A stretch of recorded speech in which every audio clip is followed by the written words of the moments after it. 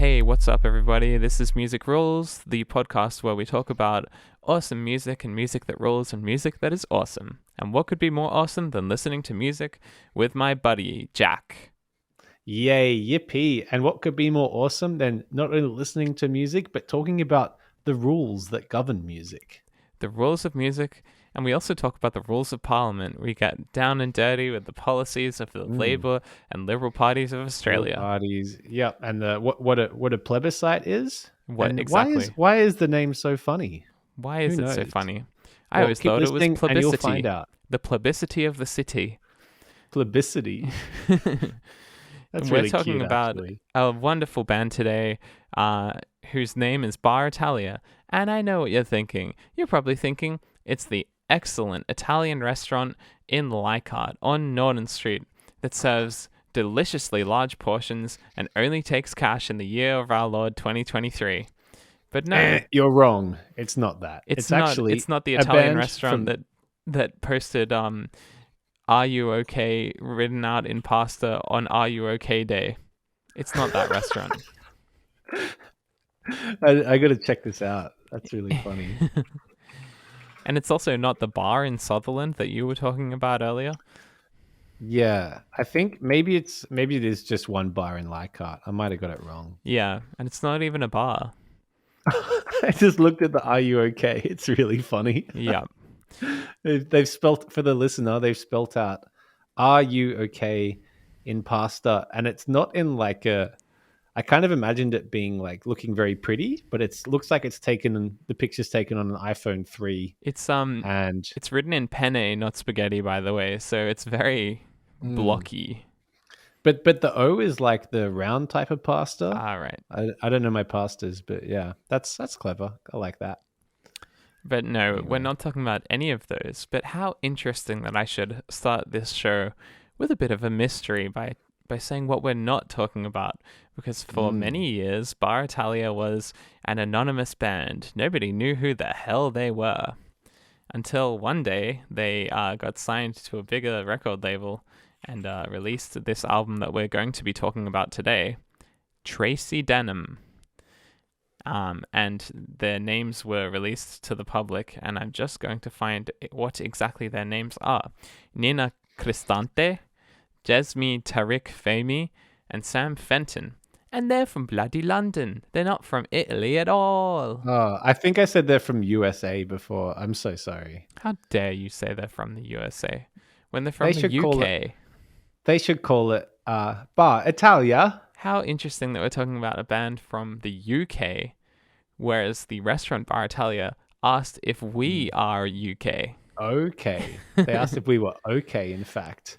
Maybe on our UK day, our UK day, we can reach out to our British friends and just see how they're doing. Yeah. Remember to 'Cause check in someone with your needs British to. friends. It's so important. Because it's such an embarrassing affliction. Yeah. Unless you're the band Bar Italia, in which case you're Yes. very cool and mysterious. Trey cool. Trey cool. Trey cool. Yeah, I really like this album. I only started listening to it maybe like a week and a half ago. But I've basically listened to nothing else and have just been slamming it and just like been so immersed in this world. It's very addictive to listen to. There's just something about it. It just like hits all these like pleasure centers in my brain, like triggered by this feeling of like nostalgia. They combine all these different influences from the 90s, from the 80s, from the 2000s, in this kind of just really cool indie rock package. It's hard to describe exactly, so maybe perhaps we can just dive right into a song. And this song is called Nurse. Very good. Nurse. 3. Wait, sorry. Whoa. Did we say the exclamation loud enough? I This song is moved called- away from the mic so I didn't peek. Nurse! Oh, that's good. That's really I have good. housemates now, so I very likely could have freaked them out. And hey, they need it to know they're alive. Shall we do a 3, 2, 1 nurse? Oh, whoops. I just started playing the song.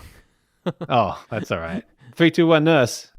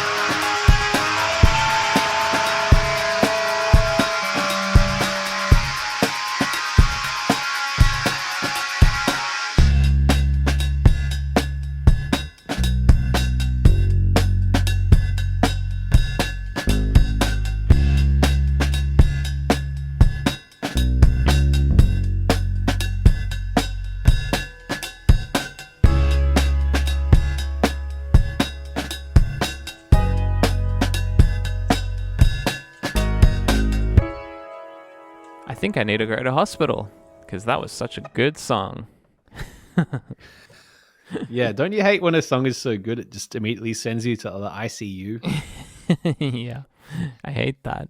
But in this Hate case, that. no, I love it because that song is awesome and makes me feel like just going absolutely crazy. Yeah, is that what that song is? I was reading the lyrics and I was trying to kind of get my head around what it's about or what the implication is. Yeah, I think like a lot of their lyrics, they don't say things so literally, or like some of it's literal and some of it's not.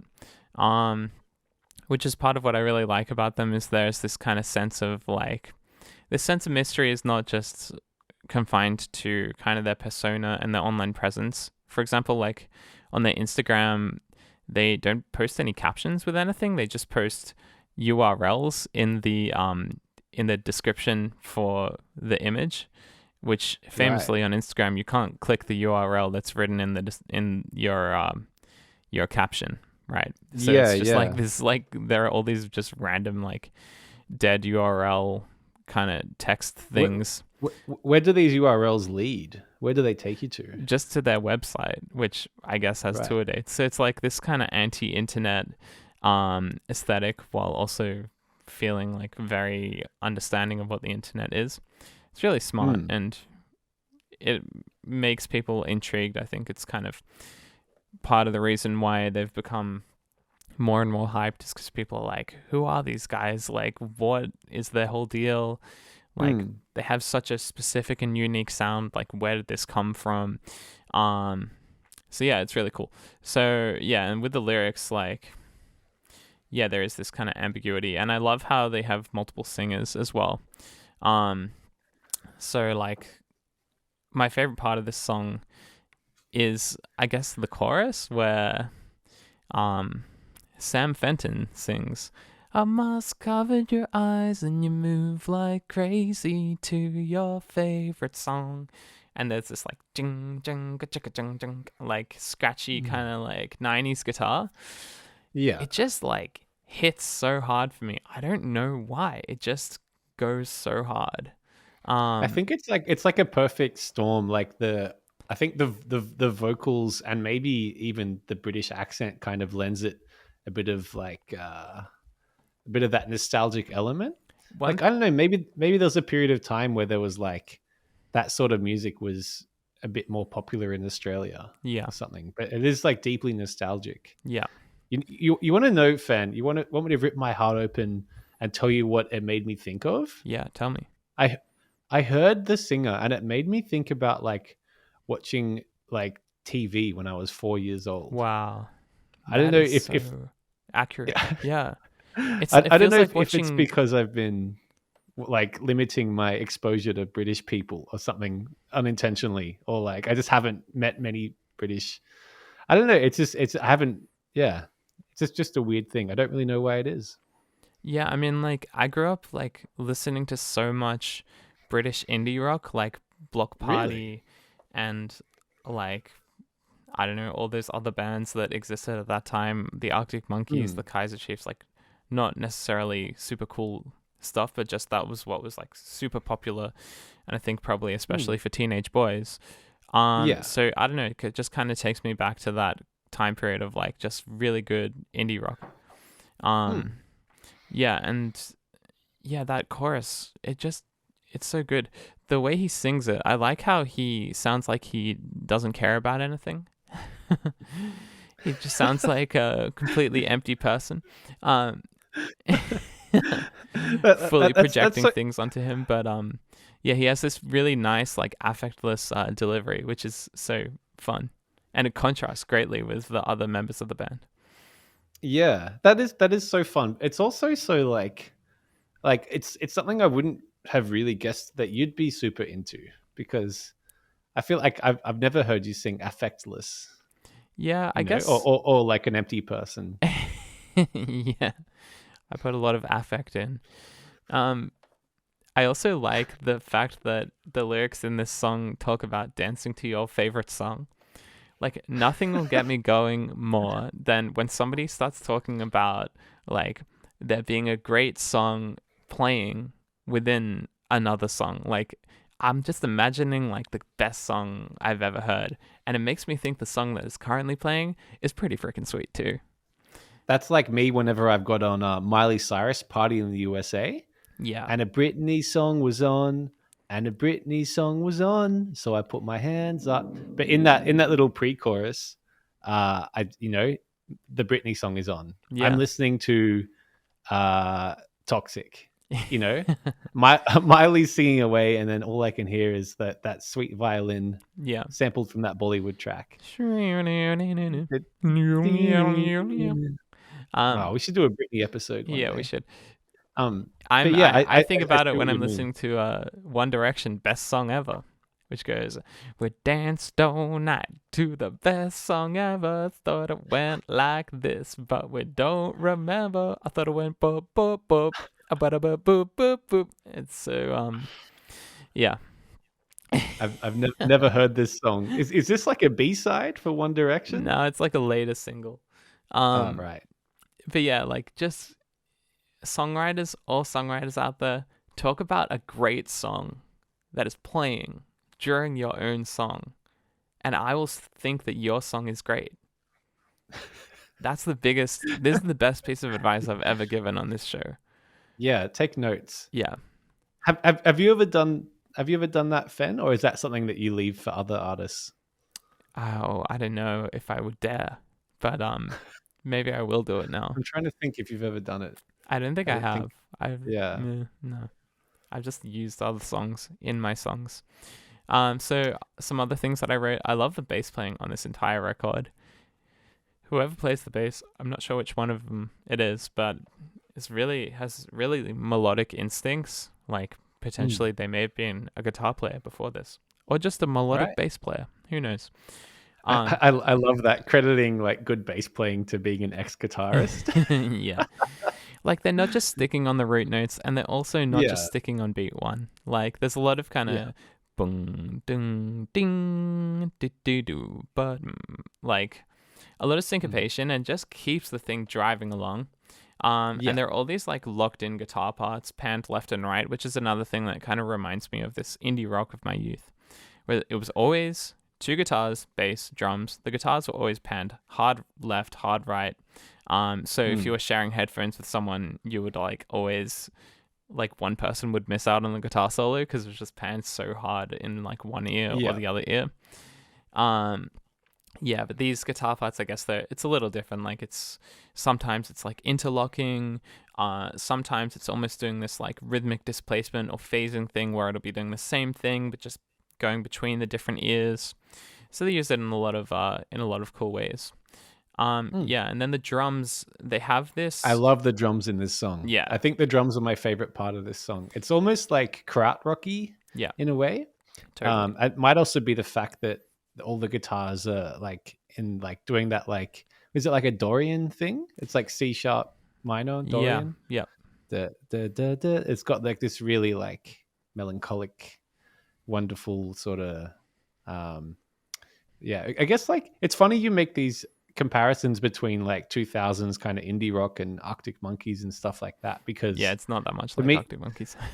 well, yeah, but I guess you didn't compare it to Arctic Monkeys, but like putting it in that sort of era, because to me this is like way more kind of like grungy, I guess, or Yeah. like a bit more depresso. Totally. Yeah. I guess, yeah, probably the band from that era it reminds me most of would be Block Party. And like especially like the Silent Alarm kind of era. Although I guess Block Party had this kind of hyper manic energy, whereas this is like a lot more laid back. Yeah, the drums, what I wrote is that they're kind of breakbeat adjacent, which is a funny way of putting it, but it's like this kind of like swung 16th note pattern. And yeah, if people don't know what the Amen break is, it was very popular in the 90s. It's like the foundation of drum and bass music. Can I sing it? Yeah. Can I sing it for the listener? It goes. Let me try to sing a slightly more accurate version.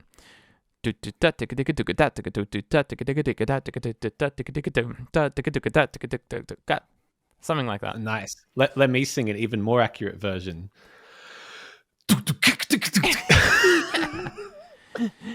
Just the next like 40 minutes of the podcast is us just going. Here it is at 160 BPM.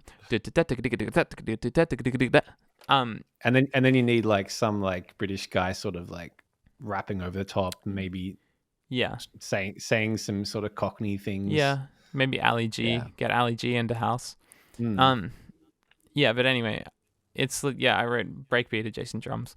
It's kind of like this sort of these swung 16ths. You hear it a lot in like 90s rock music, and it's almost like a result of this cross pollination of genres that kind of occurred in the 90s, where you had like hip hop inspired by rock music, and then you had like rock that has kind of hip hop-ish drums. And there was a lot of this kind of blending of different styles. It just sounds great. And the sound of like all the cymbals and stuff too is really interesting. Like they're hitting that cymbal in some weird places. Yeah. Production wise, it almost sounds like it's been pulled apart and then put back together again. Yeah. It's kind of like it's got like, maybe it's something to do with like some noise gates or some compression or like just some the way sort of tape machines or something. Yeah. It's got a very choppy feel that almost could be put together electronically. I feel like it probably isn't, but it's kind of a cool effect. Yeah. Okay, let's keep going. Let's listen to the next song that I want to talk about. All right. Which is I'm actually just trying to decide. Let's actually do a different one to what I said to you. Is that okay? Okay. Let's do the song Clark.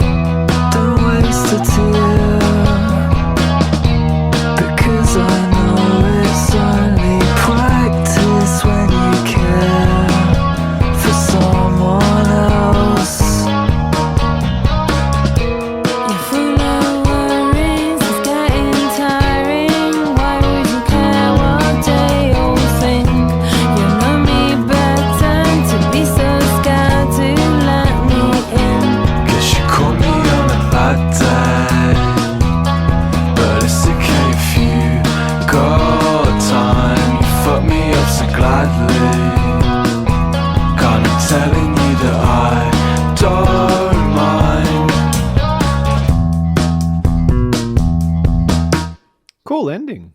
Yeah, I love how unceremonious the endings are. They're just like, well, the song is done, let's cut it. It's cool. It's so true. It reminds me of like, I used to go to a lot of ambient shows, and like the classic ambient ending is to like, you build up the drone or whatever it is, and then you just stop and it's just silent.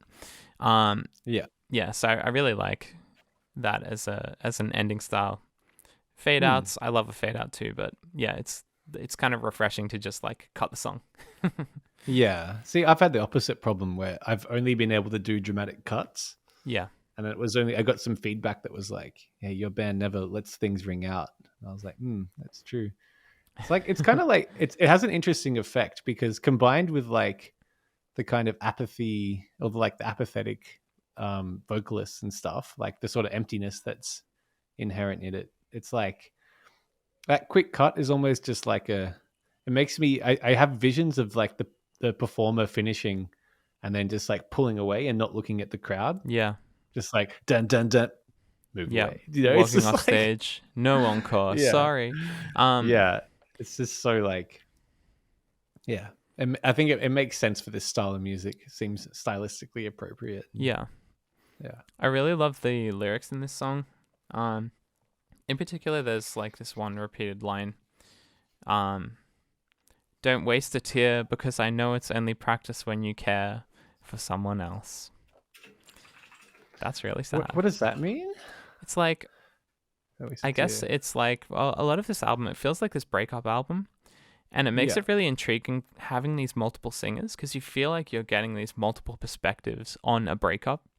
Mm. It reminds me a bit of like the XX or something where like you have this male singer and a female singer. In this case, there are two male singers and one female singer. And yeah, like you just get these really different perspectives. So you feel like you're getting a version of events told by different people throughout the song. But yeah, that line, I guess it means like if there are two people breaking up, one of them is crying about something, but maybe they've already found, a new person, for example. And then he's saying, well, don't waste your tears because it's only practice when you care for somebody else, right?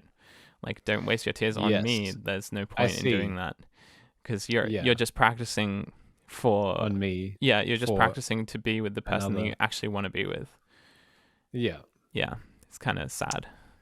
That is sad and probably pretty true, I guess. Yeah. Young people kind of do that. I guess when you're young, you feel these emotions really intensely. Yeah. Yeah. I thought this band was like really young when I was listening to it, but I actually have no idea what age they are. They could be young. They could be our age. They could be whatever age. It's a bit hard to tell. They look slightly younger than us. Yeah. Which is definitely a problem. Because I'm noticing this with a lot of bands. But yeah, I also really like how they've written the song with all these like there's not really any chords in this song. It's all just like riffs and bass lines, and then it adds up to create the harmony. And so I really like just like there's accumulation of these like monophonic melodies, and then it kind of creates this harmony. It's really satisfying, and it feels like there's just so much space, right? Because these parts interlock so well, and then the vocals just sit so nicely at the center of it. And I'm blanking. This is probably my favorite of the songs so far. But I would disagree with you about how there's no key. Because I thought, while I was playing, I was like, or maybe you weren't saying there was no key. But there is a key. Ah, yeah, I'm just like they accumulate melodies to create the sense of the key, rather than just playing like a minor chord the whole time or whatever. Okay, that makes sense. Yeah, I love having those like interlocking melodies that build up, to a chord. It feels kind of polyphonic, almost like, like Baroque music, where you have these really interlocking parts, and then you get the sense of the key. I could tell it was harmonically ambiguous because when I sat down to try and figure out the chords as it was playing, I found myself like harmonizing with like the bass, and I couldn't really find where the root was, and that's always a good sign that a song is written, kind of ambiguously, I guess. But I feel like they write a lot in minor modes, but then they often emphasize the sixth of like the natural minor, which gives it this almost like major key feel for a second, and then they take that away. There's a really nice ambiguity between like that minor six, so like a minor six chord, for example. So let's say you have E, G, B, and C. It's like a minor six chord. There's really nice ambiguity between that type of chord and then a major seventh in first inversion, right? It's like the same kind of chord, the same exact notes, right? but you can hear Yeah. them in two really different ways. So like, I could hear it like this.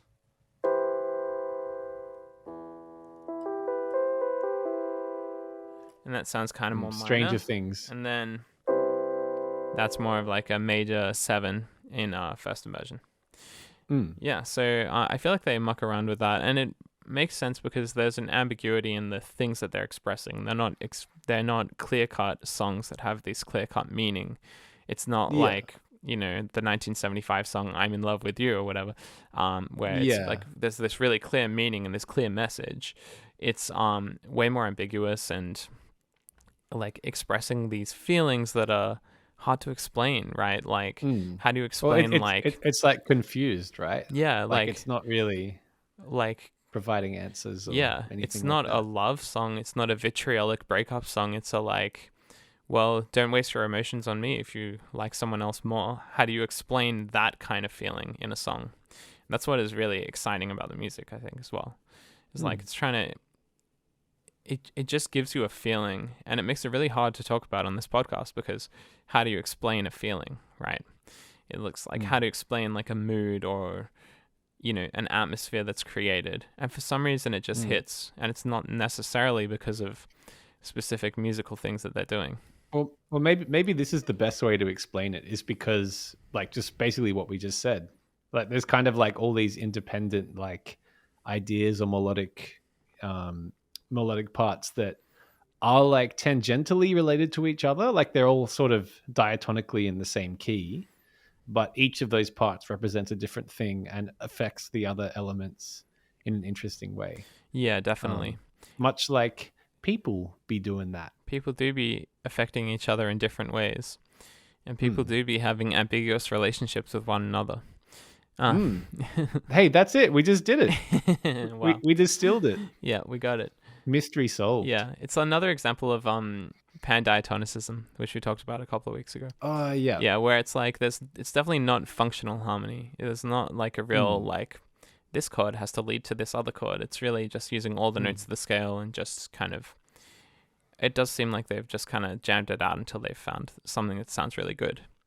And I also like that they don't change that much. It's just these short songs. Each section is just this like addictive loop that you just feel like really good about listening to for ages. And then there'll be like a second section, which is like another super addictive loop. It kind of just goes to show like you don't have to have like a very constant change if like your loop that you create is interesting enough and like detailed enough.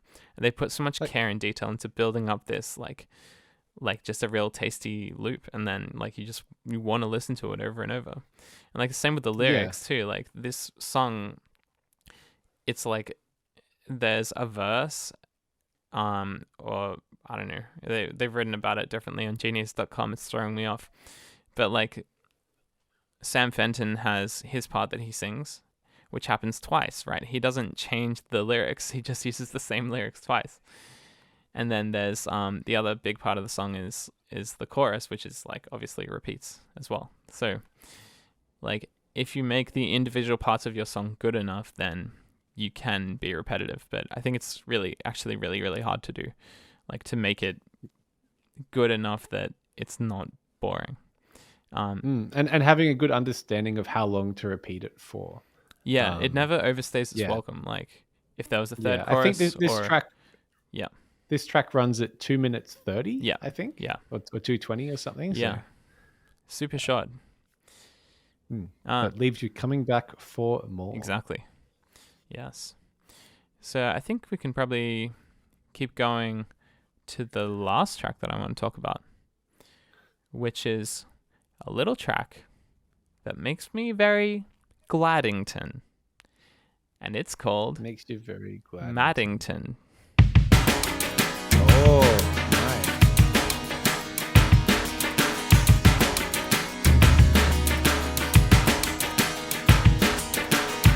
If I got lucky, can you say? Count times your thoughts were led away. Even if you know what to say, you calm me down, but only for today.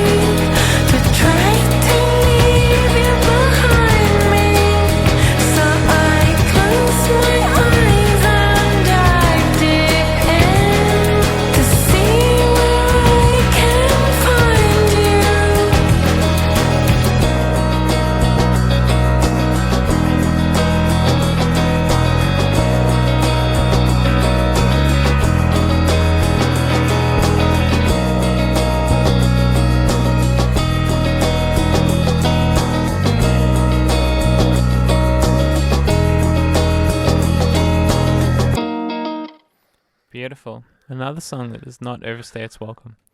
Just cuts off. Hmm. And I feel like the guitar, it kind of starts to sleep again. It's like ding, did it, and then it stops. Yeah, that is the beautiful album closer from the album Tracy Denim by Bar Italia that we are talking about today. Yeah, I really love this song. Once again, I love the lyrics. I love the atmosphere that they create.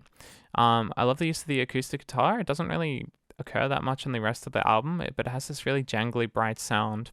And then I love these kind of out-of-the-box synth strings that really reminds me of like 90s synth strings. But then it also reminds me of like 90s revival kind of music of the 2010s, for example. It's so weird. Like there's all these layers of nostalgia in this music. It's so like trippy to me. And I've sent this album to a couple of different people, and they all say like it reminds them of different things. Like my friend said it reminded him of like 80s post-punk, and then my brother said it reminded him of like Cocteau Twins. So it's so interesting. Like I guess they just are pulling from all these different places, so that for each different person it has its own kind of resonance. Yeah. Isn't that interesting? How like the echo of an echo of an echo, kind of like like this music as a seed existed like 40 years ago. Yeah. And now it's like, I mean, I guess that's all music in some sense. Yeah. But, it's just transformed. Like I don't know how to explain why it feels new, but it just does. Yeah, I realized I had all these notes actually typed up in my phone that I wasn't looking at before, but I may read out some of them. I love how open this song feels. Like the sound of it just feels so open, especially compared to the previous songs, which feel so dry. Like there's like almost no reverb on anything, which is crazy. I wrote in my notes that it's like this breakup album that puts you in the same small, cramped apartment as its protagonists. It's like you feel like you're just like sitting on the ground while like these three people are on the couch, like talking about their innermost feelings. In this really like, it's like claustrophobic almost. And then this song feels like a letting go, like a releasing of all that emotion.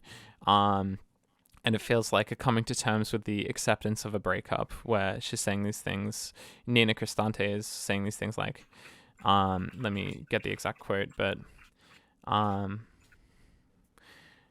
I wouldn't go any further. A friend would know how to advise me, and I don't know how to find you just in the air around me, which is kind of this, it's like really beautiful like lyrics. It like made me like feel emotional somehow when I was listening to it like during the week. But it's like you kind of like, if this person like no longer exists in your life, like then you look for them in like this empty space. And that's, I don't know, kind of this nice message. And I love how the song begins in this minor key with this kind of 1/4 minor progression. So you have this melancholic feeling, and then halfway through the bass just shifts, and then it becomes this major key, and everything just opens up, and it's just like this cathartic release of emotion. It's so satisfying. Yeah. Was that, what were the chords in the beginning? Because I'm conscious of the fact I'm listening off my phone. Yeah, the chords in the beginning, it's just like 1/4 in a minor key, and then it just shifts to 1/4 in the relative major. Because for some reason I heard it as like B major to G sharp minor, like boom. Maybe it was that. I could be getting it wrong. Because one of the things that I really liked about that was the fact that the bass, then the way it's played, and the way it slides between like the sort of major to relative minor, is like, it's just so like, it's just completely kind of given up. Exactly. At least that's the sort of like feeling I get from listening to it. It's just the fact that it's not even just like playing it sort of accurately, and it's just sort of like just sliding between the two notes makes it seem really resigned to whatever's going on. Yeah, it strikes me as like behavior at the end of a band rehearsal. Yeah. When you're exhausted. Yeah, you're right. I'm pretty sure it is B to the G sharp minor, and then the ending is like B major 7 to E major 7. Yeah, so it's like way nice more like 1/4 cathartic like feeling. Just by shifting like one bass note, it's crazy. Like, but it's also still like what we're talking about with the other songs, it's nothing too shattering or too out of pocket. Yeah, Like, totally. because the bass could hypothetically keep doing that same, 1 to the -6 thing, and it would still be like in the same key, because of it would be playing the third of the E Yeah. instead of just playing G sharp minor. So yeah, it's almost like a conscious like mixing choice to put up the guitar that's going B to E major. Mm. Um, Yeah. yeah. Yeah, and just like transforms it all, opens it up.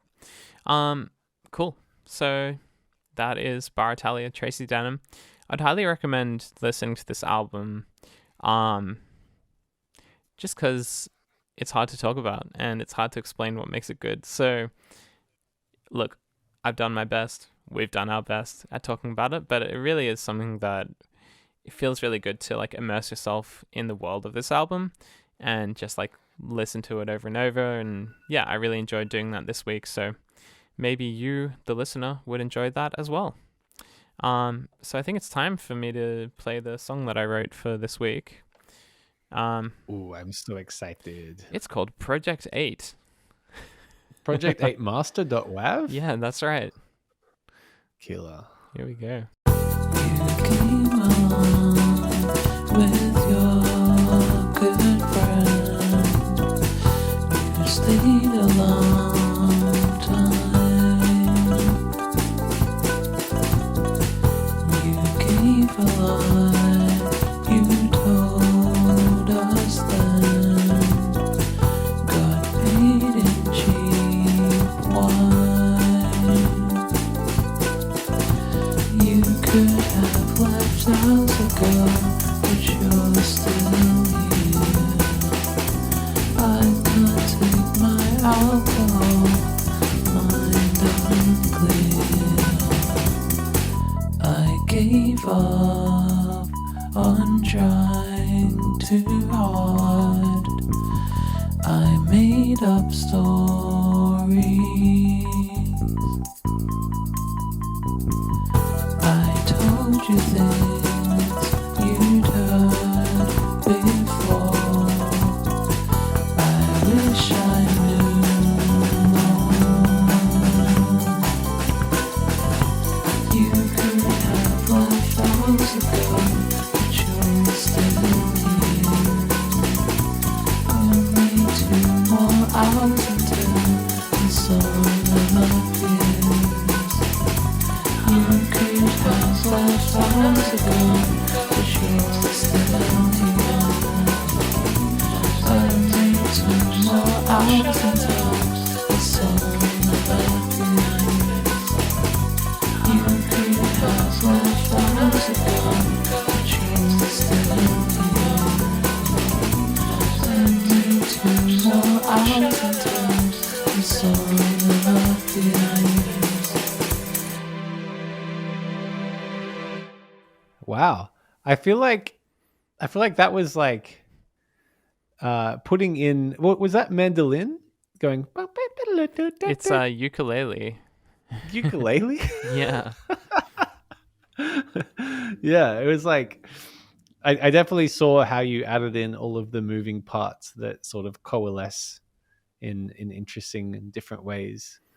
I think the vocals were apathetic, and I take back what I said before about you always singing with affect. Yeah. I don't I think really. that I was do untrue. sing quite apathetically sometimes. But it's mostly Yeah, an effort to stay in tune, I think. Maybe it's because last time we hung out for an extended period of time, it was when we were doing a musical together. Yeah, true. Which is all about that affect. Yes, affect. Talking with great enunciation and diction. and diction. Yeah. I liked the little amen break. Oh yeah. And yeah, you're totally right. It has that. There's an extra bit to it. It's more than just to get. Yeah. To get. But people It's got break it up something in all extra. kinds of different ways, and they like Yeah. chop it up and paste it around. So Yeah. yeah. Yeah. I'm not really. I still don't really understand. Like I get it within the world of this song, but it's still just like kind of interesting because I hear the amen break and it makes me think of like Like Jungle is Prodigy massive. Yeah. and Jungle and stuff. Yeah, It's yeah. just maybe it speaks to the ubiquity of it that you can kind of put it in a track like this and it can still Yeah. sound like this. Yeah, you can kind of Still put it sound like in that. any genre almost. Yeah. Yeah. Yeah, it's cool. Yeah, I like there was a little synth part. Is there synth on this Bar Italia album? I don't think so. Or is it just a liberty that you took? Yeah, just a liberty. It's like it's so Yeah, hard for me nice. because I don't play guitar. So like I was like really struggling. I was like, this album is such a guitar album. Like It is so guitar-y. I was wondering how you do with that. Yeah. So you don't play guitar at all? at all. No. I did. I Really? played the ukulele part on this. That goes do Yeah. do do do do do do, which I swear. only required me to move like one finger, like very small amount. Yeah, but there's a bit going on there. It's hammer-ons and pull-offs. Dun, dun, dun, dun, dun, dun, dun. Yeah, those were accidental hammer-ons and pull-offs. Oh, nice. Yeah. Well, if it Because works. yeah, it was not intentional, Yeah. but I'm glad that it works. Yeah, I was like, Yeah. I have to have some. I was putting in the GarageBand guitar going, and it Oh, sounded so no. horrible. I was like, okay, Yeah. I'm just gonna try to record this on ukulele, which is the one like string instrument that I have. And yeah, that's how it ended up in the song. I feel like MIDI bass guitar ain't so bad, but something about Yeah. MIDI guitar is just horrendous. It's horrible. I don't know what it is. But maybe I mean, there's, like- in the right context, like Yeah. who's that fella? Is it Jerry Paper? Yeah, Is that what? Yeah. yeah. He uses that, and yeah. There's definitely like you can it do sounds it so in cool. a particular aesthetic way, like or an ironic way Yeah. or something. yeah, Where yeah. it's supposed to sound, just crazy. But yeah, when you're trying to But- emulate but like the- a really like cool like guitar record, I was Yeah. struggling so hard, man. and I also tell you there's what. like zero ironic elements in this album, at least from what it seems like. yeah, it is yeah. relatively sincere. Yeah. Yeah, Yeah. What else was there to say about that? Yeah, the synth, and there was some strings at the end. Is Yeah. that right? there's a Yeah. guitar band, garage band strings. Yeah.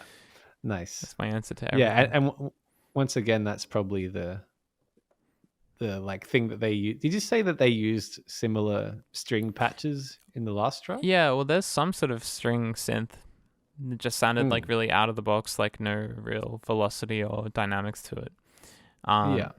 I like the sound of that. Like, it's got this funny, like, it has this cool kind of flatness to it. It becomes kind of its own thing, its own instrument in a way. The Yeah. kind of When you synth lean string. into it. Yeah. When you lean into it, it's like it's a whole thing. Yeah, totally. Yeah, there's like that uncanny valley where Yeah. MIDI things can sound really, really close, but not quite close. Yeah. And then you feel like you're listening to like a smooth jazz record in the elevator Yeah. where, it's just like, it's not quite there. Yeah. It's Everything is too flat. so difficult. Yeah, it's so weird. So Like, it's kind of good to just pick an aesthetic and commit to it, I guess. it's funny because, like, I used to think, like, when I was a kid and I was playing my Casio keyboard, which has 100 different sounds, I'd be like, this sounds nothing like French horn. This sucks, or whatever. But then now Yeah. I'm like, oh, no, this is great. This is just a really cool, unique sound in its own right. And you know why? It's because it's the sound of your childhood. Like that's like- French horn. But no, it's just this cool sound. But yeah, I think you're probably right. It's like it's a nostalgia thing. If I think of like the most like iconic kind of guitar, like MIDI guitar of the era, I think of 9 a.m. Till I Come. You know that song? No. It goes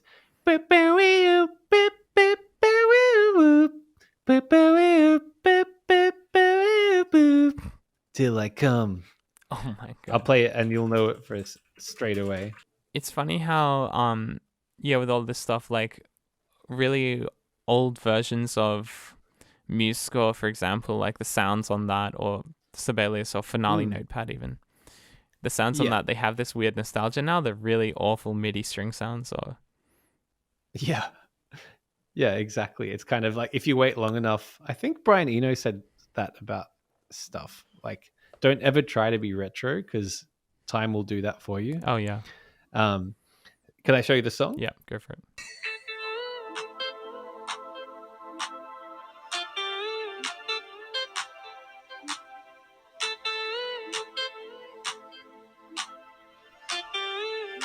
That's an awesome sound. I think this music can kind of bring us to the end of the episode.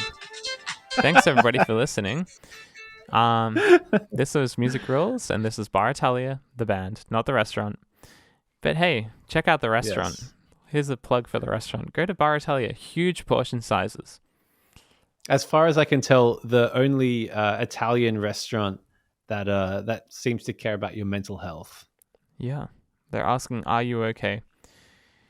And we're telling them, hell yeah, with this No. big ass bowl of Absolutely lasagna. Well, maybe after I've eaten the lasagna, I won't be okay, but just from being full, not because the food is bad in any way. I don't want to get sued by Bar Italia, the restaurant. No. Anyway, You know they got big lawyers. Italian food rules. Goodbye. Bar Italia rules. Oh Uru. wait, check us out on Oh yeah, rate us 5 stars on iTunes, on Spotify, on Apple Podcasts. Follow us on Instagram at Music Rules Cast. Yeah, Yeah, we're not too proud. We're not too cool to ask you to follow us on Instagram.